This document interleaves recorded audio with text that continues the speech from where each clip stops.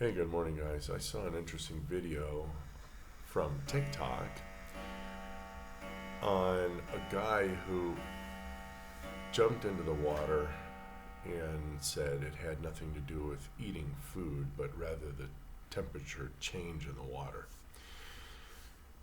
Yeah, it could put you into shock. It could, cause you to, I guess, vomit and other things. And okay, yeah, but when in summer do we have this humongous change in water temperature? We really don't in the northern hemisphere, of course.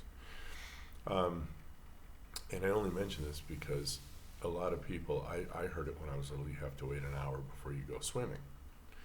But what do kids normally do? What do adults do when I mean, it's not like we're going to go eat a 5 course meal and then, oh shoot, I'm late to my Olympic championship. Come on. We're going to play in the water. And before the kids went swimming in the water, what did they do? They just ran around and they played because kids play. It's what we do.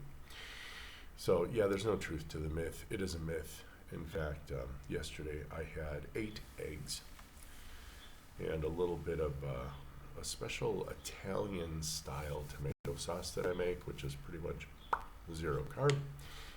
The few in the tomatoes that washes out. It's not even a big deal. It's mostly meat sauce with some spices. And what else did I have with that? A little bit of Frank's Red Hot, which again imparts nothing. And I think that was it. They were sunny side up, and I smeared the yolk around. It was really delicious. And then after that, I had a chicken quarter, and then a chunk of steak, and half a round or a link, but cut in half longitudinally, of a piece of Spanish chorizo, which in the cure, I think if it had a gram per 100 grams of carbohydrate, that was a lot. And I think that was just for spices, and I think Spain requires them to put at least a gram if anything exists. Conjecture, don't have a clue. But so I don't know, eight eggs probably weighs almost a pound. The liquid inside's probably 50 to 60 milliliters times 8. No, where's my math at? That's about 3/4 of a pound of eggs, and then all the meat I had, which was, it easily exceeded a pound.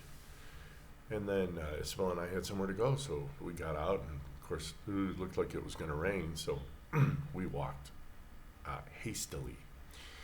And we have one pedestrian bridge where you have to climb up. I think it's 6 meters, about 20 feet off the ground. And I always take it by 2 steps, and I sprint up those stairs. It's no big deal.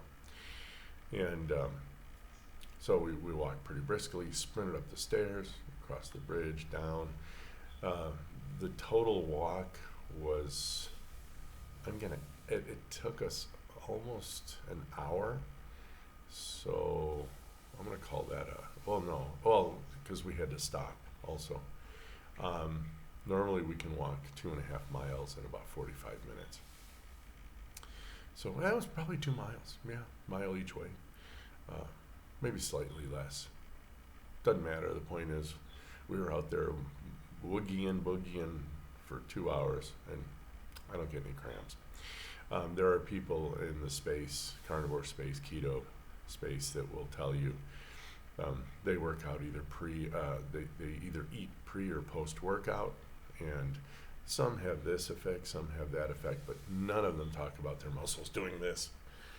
Okay, so again, old wives' tales tend to die hard. The research that I did, the reviews that I did find that apparently a Boy Scout manual, and 1902, somewhere in there, told the young Boy Scout to wait half an hour to an hour and a half before going swimming. Who knows where that came from? I know the Boy Scouts were invented by a former military gent in England. So to that end, I don't know. Again, it's one of those, whatever your mom tells you, all right? So, that's kind of that.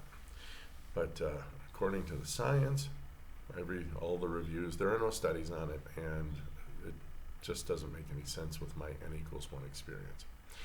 So that's that. Have a great week. We'll chat soon. Bye. Oh, be well.